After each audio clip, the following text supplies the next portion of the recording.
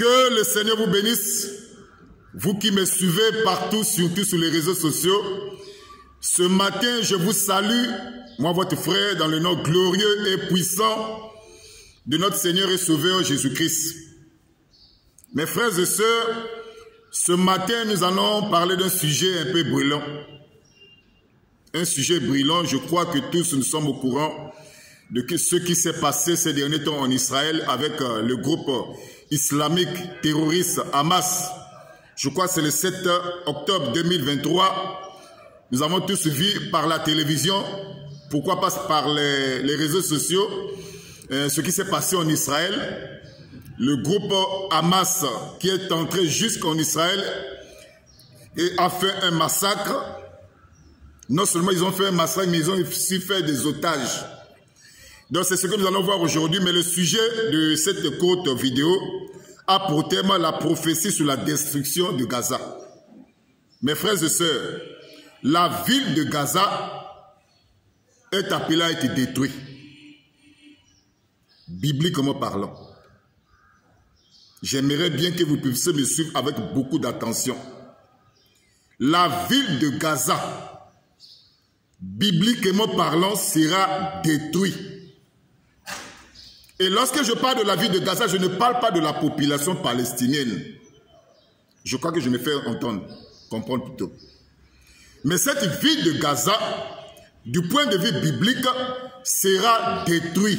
C'est-à-dire le Hamas, le groupe islamique ou terroriste Hamas, en entrant en Israël, en commettant des crimes, des atrocités et en amenant des otages, vient de déclencher une prophétie sans même le savoir. Et nous avons suivi, après ces événements du 7 octobre 2023, le Premier ministre Benjamin Netanyahu, le Premier ministre israélien, a donné 24 heures à tous les Palestiniens qui sont à Gaza d'évacuer, de libérer Gaza. Pourquoi, mes frères et sœurs? Parce qu'il y a quelque chose qui va se passer là-bas du point de vue biblique. Parce que les prophéties bibliques ne mentent pas. Mes frères, s'il y a un livre qui dit la vérité sur les prophéties bibliques, c'est la Bible. Donc tout ce que vous êtes en train de voir ces derniers temps, mes frères et sœurs, doit attirer notre attention. Parce que moi, je ne crois pas qu'un événement de si grande ampleur, un événement qui a attiré l'attention du monde entier, doit avoir au moins un ou deux passages de la Bible pour soutenir cela. Aujourd'hui, nous parlons de Gaza. Dans quelques jours, Gaza sera bombardé, détruit. Ça, ce sont les propos sortis de la bouche du Premier ministre Benjamin Netanyahu. Mais, en tant que des hommes de la Bible, dans quel passage de la Bible pouvons-nous situer ce qui se passe aujourd'hui en Israël? Dans quel passage de la Bible pouvons-nous situer ce que ce groupe Hamas vient de faire en Israël? Dans quel passage de la Bible pouvons-nous situer cela? C'est de ça qu'il s'agit. Parce que les choses n'arrivent pas comme au hasard, mes frères et sœurs. Chaque chose qui arrive, qui attire notre attention, doit avoir un passage de la Bible pour soutenir cela. C'est pour ça que nous allons prendre le livre de Amos. Vous allez voir ce qui s'est passé en Israël, mes frères et sœurs, à des passages de la Bible pour soutenir cela. Ce qui s'est passé ces derniers temps-là. Et ce qui va se passer dans les jours à venir est biblique, a déjà été prophétisé dans la Bible. Amos chapitre 1, à partir du verset 6, nous allons le lire ensemble avec vous. Prenez Amos chapitre 1, à partir du verset 6, vous allez voir que tout ce qui s'est passé ces derniers temps a déjà été prévu dans la Bible. Amos chapitre 1, à partir du verset 6, il est écrit « Ainsi parle l'Éternel, à cause de 3 crimes de Gaza. » Nous avons vu ces derniers temps des crimes que le groupe Hamas vient de commettre en Israël, des atrocités graves. Même de 4, je ne révoquerai pas mon arrêt. Les décisions de Dieu sont déjà prises. Lorsque Dieu décide une chose, cela va arriver. Écoutez. Parce qu'ils ont fait une foule de captifs. Nous avons tous suivi par les médias.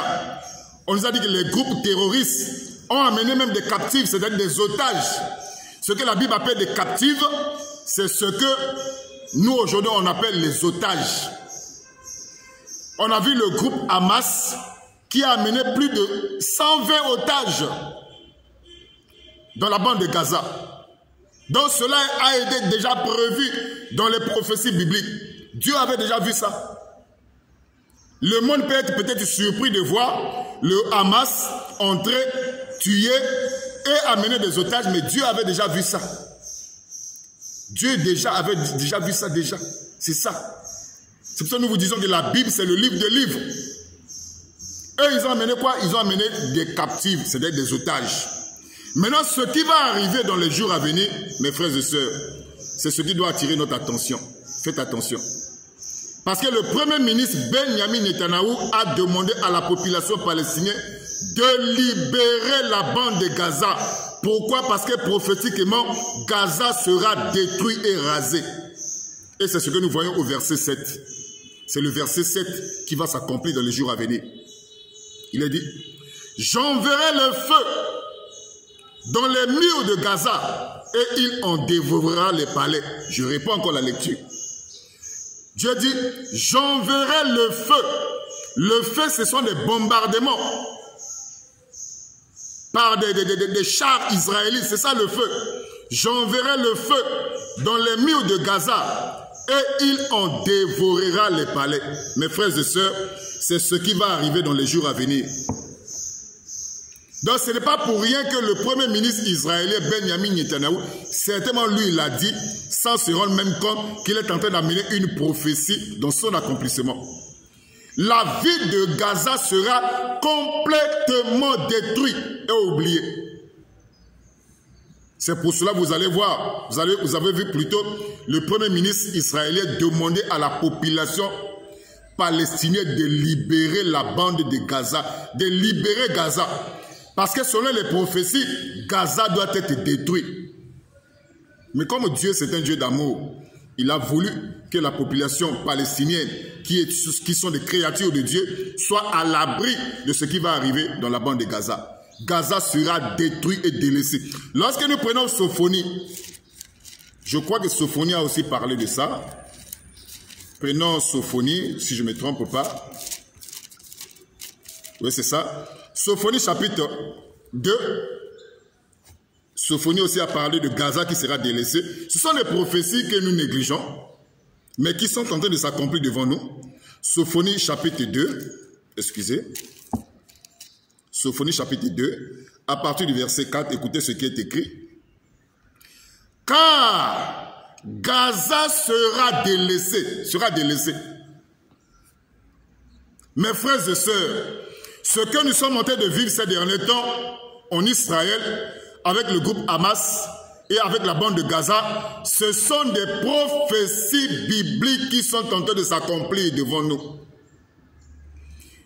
Lorsque nous avons vu à la télévision les otages, les gens être amenés en otage, c'est ce que la Bible avait prévu. Donc la Bible avait déjà vu ça. Lorsque vous allez voir dans les jours à venir les bombardements qui tomberont dans la ville de Gaza, ne soyez pas surpris. Ne soyez pas surpris. C'est ce qui a été dit, c'est ce qui a été vu d'avance dans Amos chapitre 1 à partir du verset 7. Mes frères et sœurs, l'heure est grave. Et tous ces événements, ce sont des signes qui annoncent le retour de Jésus. Il faut être un aveugle pour dire que tu n'as rien vu. C'est pour ça que je vous demande, je vous conseille de prendre cet événement, de comparer ça avec Amos chapitre 1 à partir du verset 6 et le verset 7.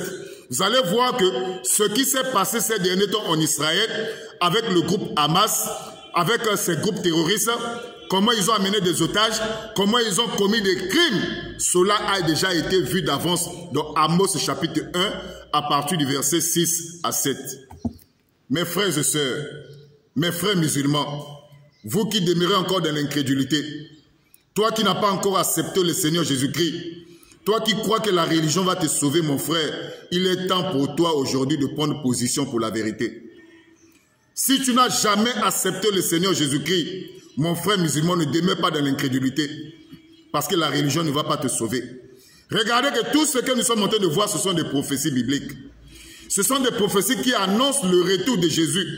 Donc avant le retour de Jésus-Christ, les événements que vous êtes en train de voir dans la bande de Gaza, Gaza sera détruit comme cela est écrit dans Amos chapitre 1 à partir du verset 6 et surtout le verset 7. Donc les décisions que le premier ministre israélien Benjamin Netanyahu vient de prendre, ce sont des décisions bibliques. Certainement lui-même il n'est pas conscient de cela. Le groupe Hamas, ce groupe terroriste islamique, en entrant en Israël, en tuant, en détruisant, en prenant des otages, ils ont déclenché une prophétie sans même le savoir. C'est pour ça, mon frère, ma soeur, l'heure est grave. Il est temps pour toi de prendre position pour la vérité. Si tu n'as jamais accepté le Seigneur, tu peux le faire aujourd'hui. Mon numéro de téléphone est affiché sur votre écran. Que le Seigneur vous bénisse. Si vous avez des questions à me poser sur ce que je viens de dire, mon numéro de téléphone est affiché là. On pourra converser avec vous sur WhatsApp. Que le Seigneur vous bénisse et que la grâce de Dieu vous soutienne. Que Dieu puisse protéger le peuple palestinien et que Dieu puisse donner la victoire au peuple d'Israël face au groupe terroriste Hamas. Que le Seigneur vous bénisse. Amen.